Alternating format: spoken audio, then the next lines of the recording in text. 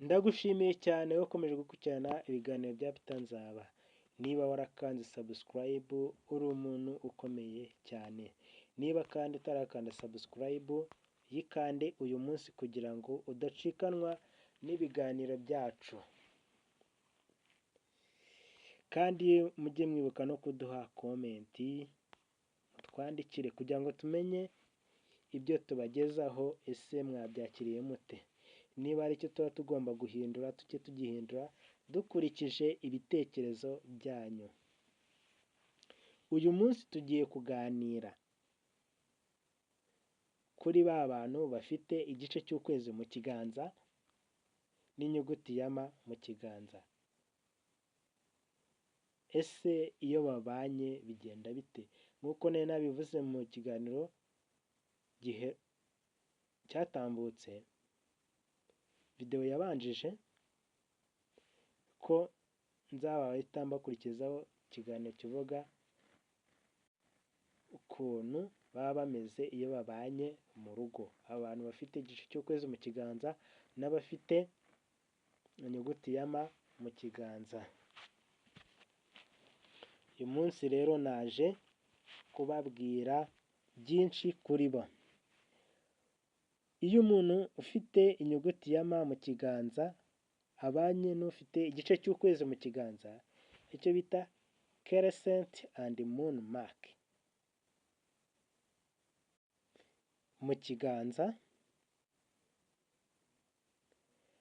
baba bashobora kugira ubuzima bw'urugo burimo imbaraga zidasanzwe, ariko bukenera kumvikana no kubahana ku mizi y'amarangamutima n'icyerekezo. Dore uko babana n'uko baba bameze mu rugo.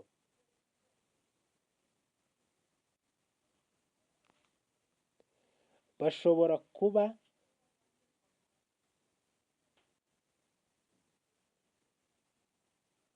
urugo rwabo rwuzuyemo impano n'ibitekerezo byimbitse.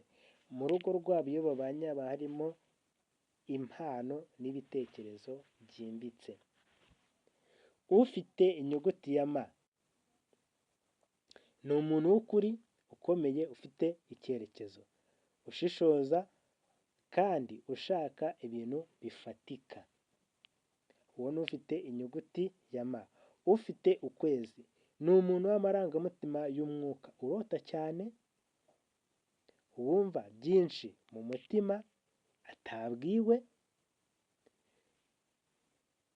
kandi ashobora kugira impano yo gutekereza no gukiza. Uyu muntu ufite ukwezi mu kiganza we, nk'uko twabonye mu biganiro byagiye bitambuka, uyu muntu afite imbaraga zidasanzwe cyane kuko ari connected n'isanzure. Niyo mpamvu ibintu byose abasha kuba yabyumva.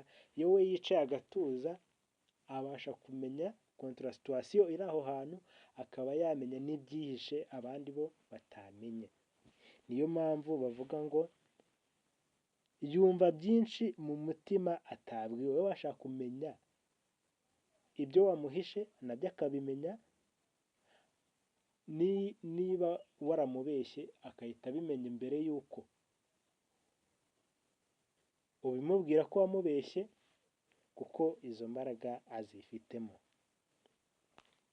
Iyo babanye bafashanya, umwe agira intego n'imbaraga, undi akamubera ijwi ry'imbere, akamuhuza n'ibyihishe. Icya kabiri, bashobora gufashanya mu gufata ibyemezo binyuze mu buryo bubiri. Ufite inyuguti ya M azareba ibintu mu buryo bw'ubwenge n'ubunararibonye. Ufite ukwezi cyangwa igice cy'ukwezi azabyumva mu mutima, akoresha amarangamutima n'amarenga y'imbere. Iyo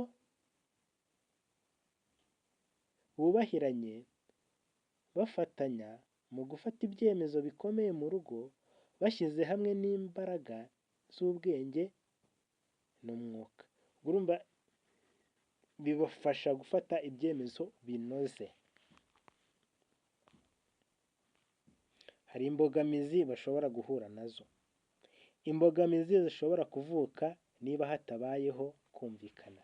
Harya aba bantu bashobora guhura imbaraga zabo zimwe zigapushinga n'izindi zipushinga, ntibabashe kumvikana hagati yabo. Imwe ipushinga indi puringa, indi pushinga indi puringa. Ukumva rero umwe ari muri iki cyerekezo n'undi ari muri iki cyerekezo, nta hantu na hamwe bahuriye. Ufite inyuguti ya M ashobora kumva undi yumva cyane kurusha uko yibanda ku bikorwa. Ufite igice cy'ukwezi ashobora kumva undi akomeye cyane ntamuhe umwanya wo kumva umutima. Urumva buri wese aba ari kwitekerereza ibye, aba ari kugira gute, nibagira gute bose ntibahane umwanya. Ibi bisaba ko batigunga ahubwo bagira gute, bavugana, buri wese akamenya uko mugenzi we abona isi, maze bakuzuzanya aho guhangana. Iyo babanye neza, urugo rwabo ruba nk'urusengero n'ubwenge n'urukundo.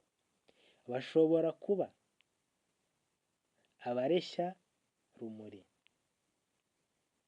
bakagirira abandi akamaro, bakagirira urugo rufite amahoro, icyerekezo n'ubwenge buhambaye. Baba bafite ubushobozi bwo gutoza abana neza, kubaka ibintu bifite umurongo no gufasha abandi mu bitekerezo cyangwa iyobokamana. Ikindi cya gatanu, bombi bakenera umutekano w'imbere.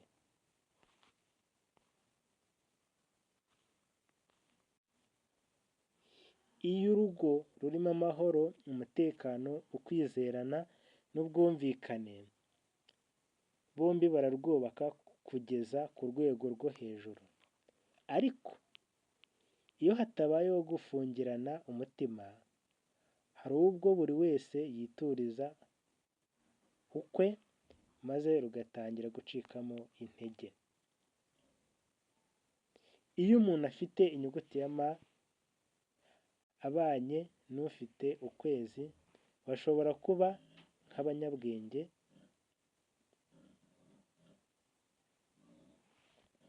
bumvwa n'Imana, ubwenge n'ijwi ry'Imana mu rugo rwabo.